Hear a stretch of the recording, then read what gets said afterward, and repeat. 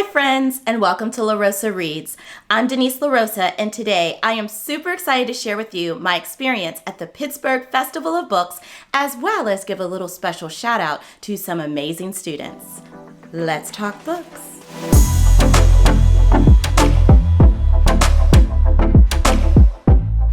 This is indeed a very special episode of La Rosa Reads for two reasons. First is the fact that I'm here to celebrate and recognize and give a special shout out to some incredible students at the school that I work at. So for their engineering class, they had to solve a problem for someone, and I had quite a few problems here at La Rosa Reads. My main problem, friends, is organization. I have so many books that I've accumulated since starting this BookTube channel, and I have a smaller space to keep those books, and I also need to keep track of which books I'm talking about, which books I'm going to talk about on the BookTube channel, and it's just quite a mess in my office. So I loved that the students were willing to help me solve this problem. I had not one but two groups help me out.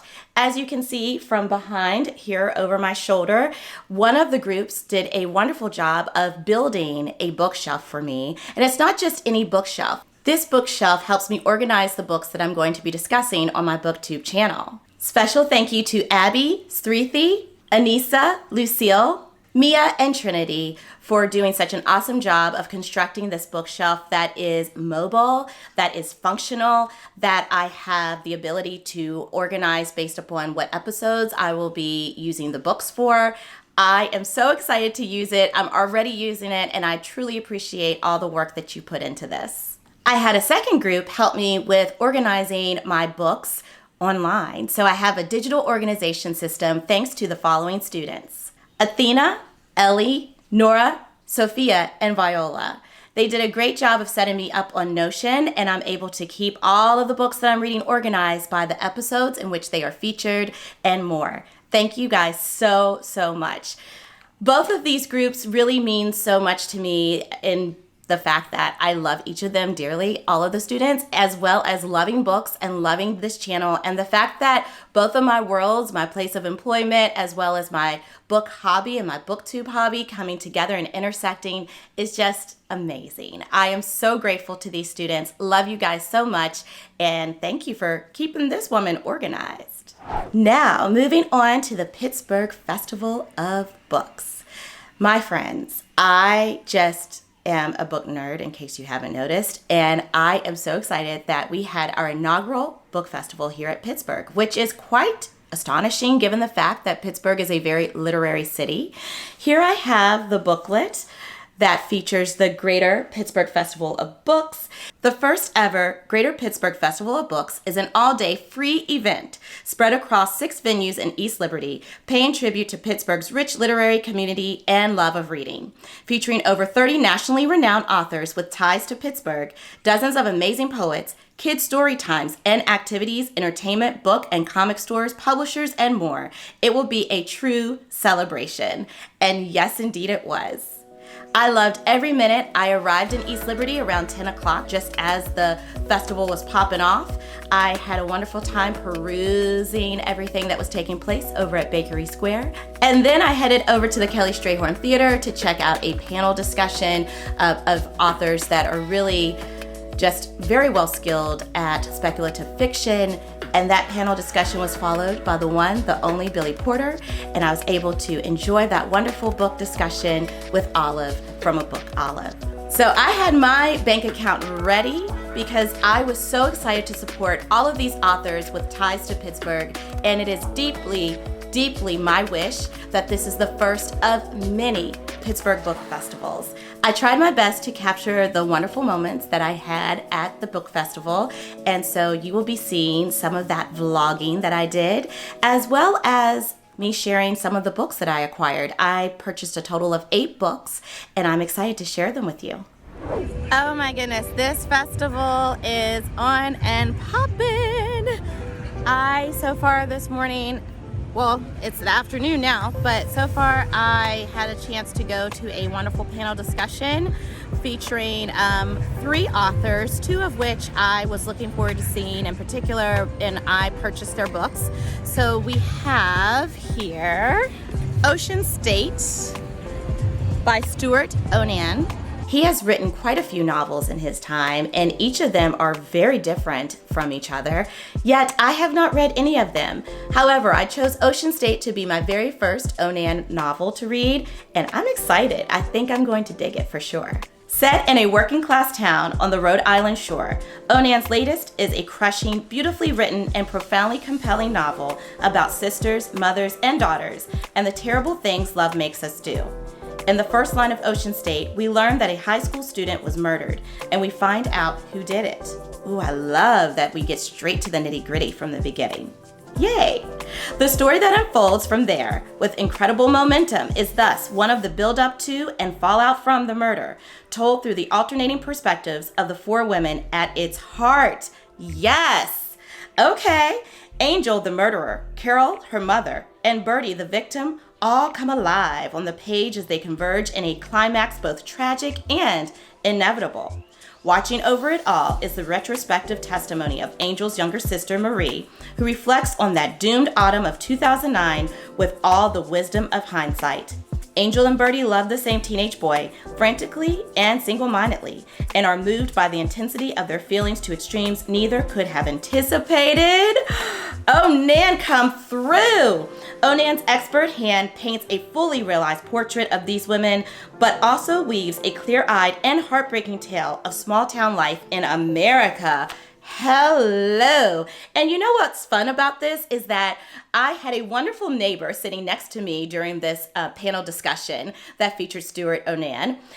And it was his wife. She was a phenomenal person. I had so much fun sitting next to her, and I am digging this already. I love books that are just like boom, bam, boom, just going straight into the action and just keeping us like fully invested, fully immersed in the story, and just being so engaging and entertaining. Ocean State, here I come. I purchased Claire Beam's book, The Illness Lesson, and I'm excited because it's definitely a book that's going to stretch me as a reader. It's a book that would not have been one that I would have picked up. However, in reading the synopsis and hearing Claire Beam's, I definitely think this is something that I will enjoy and maybe further explore some more of her books.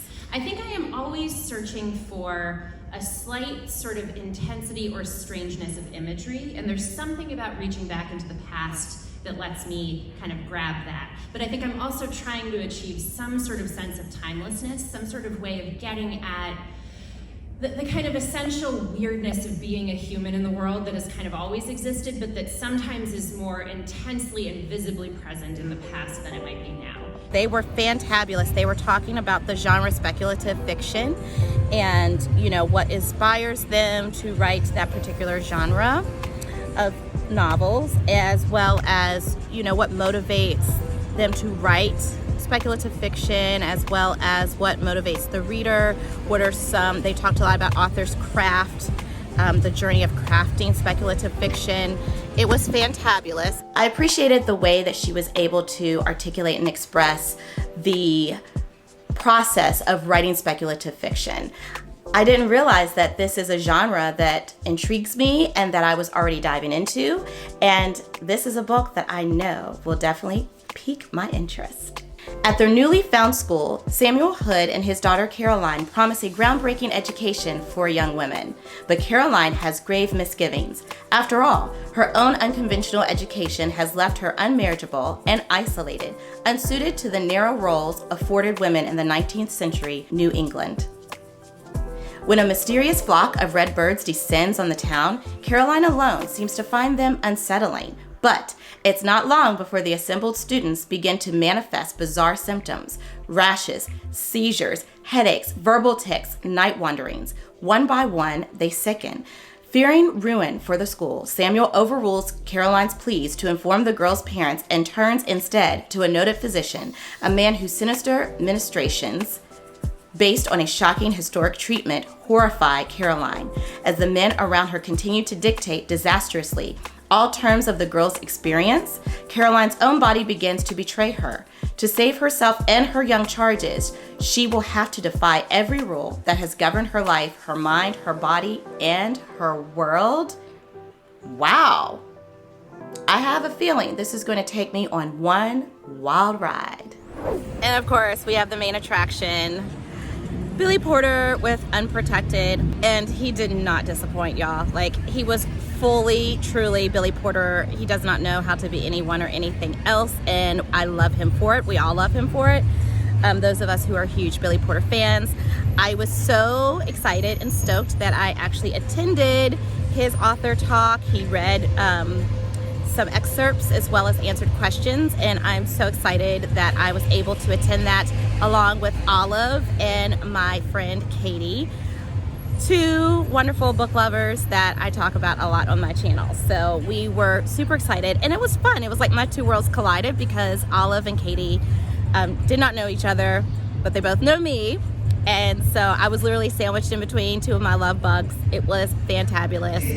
If she had the capacity to see me as a human being and actually talk to me when I offered a connection, all of this mess could have been circumvented. Yes! That was a fun story to tell. So I'm going to open up. I have one more, reading, but I guess I'm going to open it up to questions for maybe about 10 minutes. Anybody have any questions? Could you turn up the lights in the house for me? Yes. Please, I want to see these beautiful faces. Woo! I want to see all y'all beautiful faces. Those two sessions, the speculative fiction panel discussion and Billy Porter's talk, took place at the Kelly Strayhorn. We're here in East Liberty in Pittsburgh, PA. I'm meeting so many fun book lovers of all ages. Particularly the older book lovers are the people that I'm really vibing with and having a chance to get to know. When I first arrived, it was really awesome because the youngest author that's featured today, this young black girl, was speaking about her children's book that she wrote, and I grabbed some Starbucks and enjoyed her talk before my whole day started here. So I think the Pittsburgh Festival of Books is off to an incredible start. This is the inaugural event, and I am praying to God that this will be a regular, consistent, annual event here in the Pittsburgh area. Pittsburgh is such a literary city. What the heck? Like, why have we not had a book festival? But we have it now. So I am super excited about that and praying. I will do whatever I can to support this. Shout out to the founders of the Pittsburgh Festival of Books, the volunteers, the sponsors, all the people that make events like this happen. We thank you from the bottom of our hearts. This has not been disappointing me in the least. In fact, it is even better than I could have imagined. Great music, great people, great vibes, great books. These are all Pittsburgh authors, and that just warms my heart. So of course I'm on a book buying frenzy because I love supporting local authors, local artists, small businesses. Like, that's my jam. So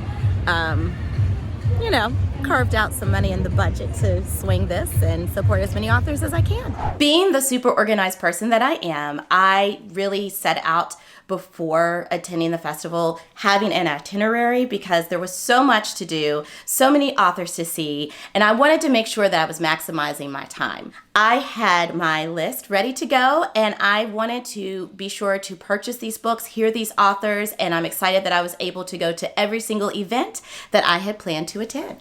Now, your girl has some knee issues, so I was thrilled that the book festival was really given attention to all types of people that would be coming to this event.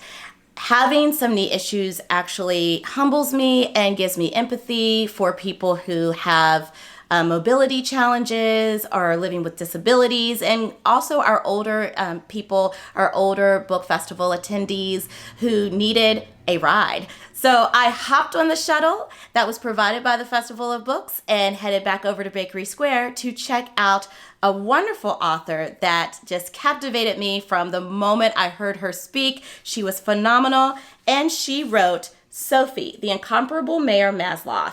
This is written by Barbara S. Burnstein, and I think this book is going to end up being one of my favorites of the year. I just feel it in my bones. In these days of such partisanship, much to our dismay, Sophie was able to bring people together. So Barbara Burnstein has been on the history faculty of CMU, Carnegie Mellon University, which, by the way, you guys, is Billy Porter's alma mater, and the University of Pittsburgh for many years. She actually knew Mayor Masloff intimately and had some very wonderful, fun firsthand accounts of some interactions that she had with Mayor Masloff.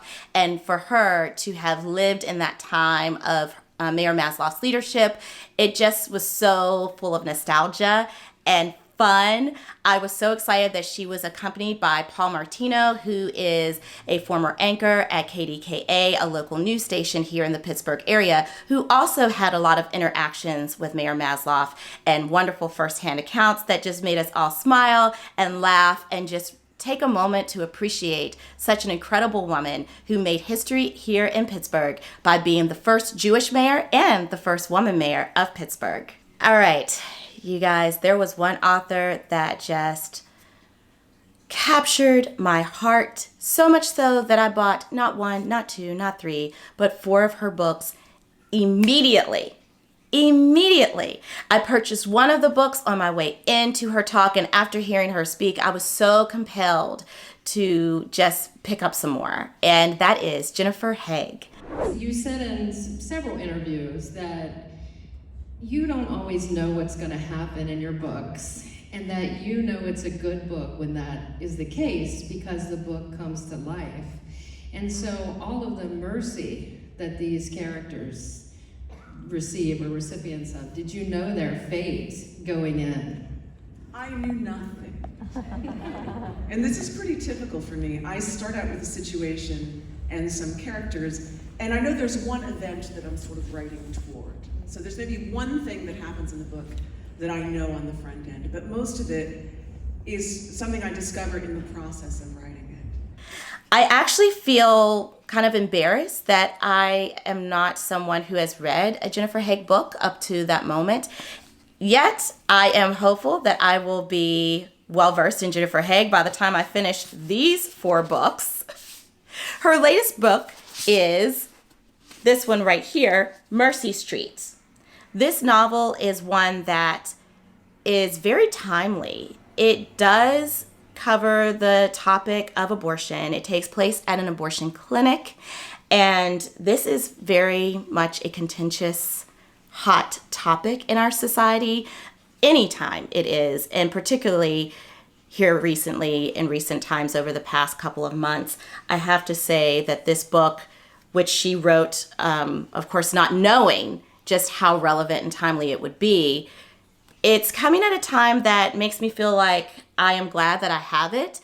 To be totally upfront with you, I don't have a personal experience with this topic. Like on a personal level, I have never worked at an abortion clinic. I have never had an abortion.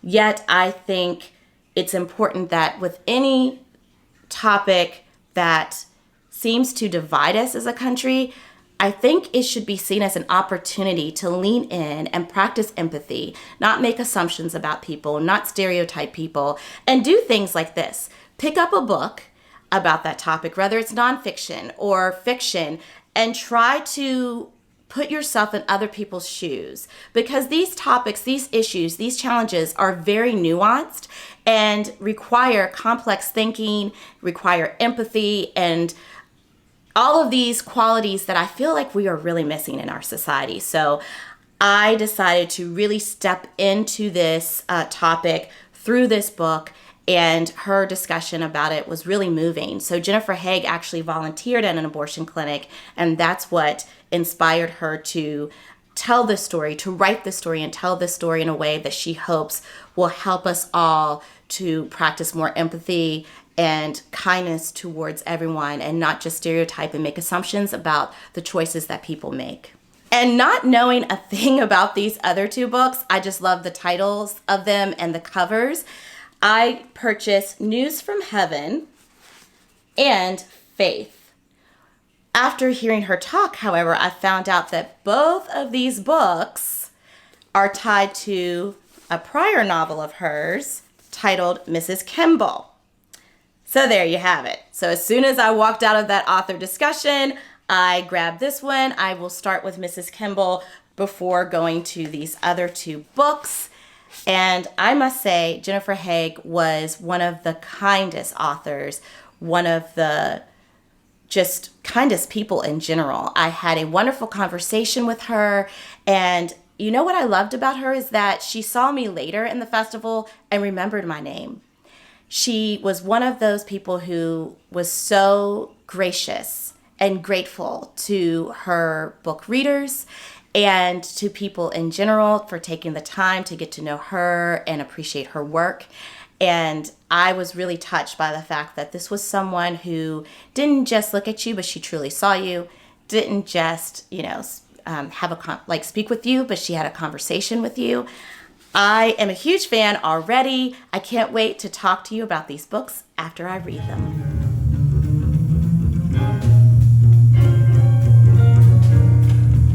So what better way to conclude my book festival trip and experience than to listen to some wonderful jazz music? And that is exactly what I did at my last author discussion that I attended. This discussion, this author talk, was featuring two authors who were talking about books that they've written centered around jazz music. So Deanna Witkowski is a wonderful pianist and also a wonderful author who had written a book that was about Mary Lou Hamer. And Kathleen George is the author of The Blues Walked In. I knew from the beginning of perusing the website for this book festival that this was a book I had to pick up, and I just could not wait to hear the wonderful Kathleen George talk about this book that is historical fiction at its finest. Life on the road means sleeping on the bus or in the hotels for Blacks only.